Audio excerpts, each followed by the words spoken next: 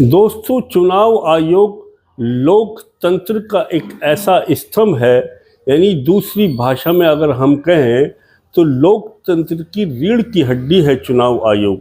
चुनाव आयोग की नियुक्ति बड़ी पारदर्शिता से की जाती थी। इसका नियम ये था कि एक सप्ताह के अंदर माननीय प्रधानमंत्री जी और विपक्ष का जो नेता होता था, नेता विपक्ष, वो और एक सुप्रीम कोर्ट के जज, ये तीन लोग मिलकर चुनाव आयोग की नियुक्ति करते चले आए आज़ाद भारत के बाद में।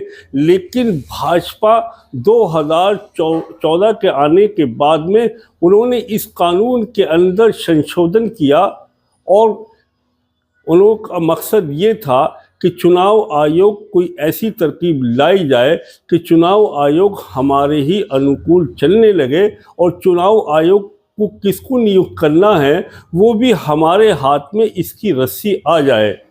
तो इन्होंने बदलाव किया कि दो लोग सत्ताधारी पार्टी से होंगे, यानी दो ऐसे लोग होंगे जो सत्ता चला रहे हैं, माननीय प्रधानमंत्री हो या गृह मंत्री हो, और एक नेता विपक्ष होगा। यानी जब तीन लोग इसमें बैठ के चुनाव आयोग की नियुक्ति करेंगे तो उसमें बहुमत किसका होगा? बहुमत आ जाएगा सत्ताधारी पार्टी का, और सत्ताधारी पार्टी के हिसाब से ही उसकी मर्जी से चुनाव आयोग की नियुक्ति होने लगी।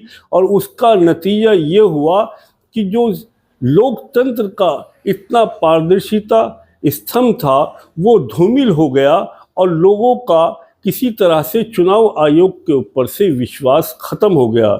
माननीय प्रधानमंत्री जी बार बार इस बात को कहने से नहीं चूकते कि चुनाव आयोग अपनी पारदर्शिता से काम कर रहा है, लेकिन नेता विपक्ष ने जो एक ज़बरदस्त वोट चोरी का जो उदाहरण पेश किया और प्रमाणित किया, उन्हीं के दस्तावेजों के आधार पर उन्होंने साबित कर दिया कि एक विधानसभा सीट के अंदर ही 1,04,050 वोट चोरी हो जाते हैं।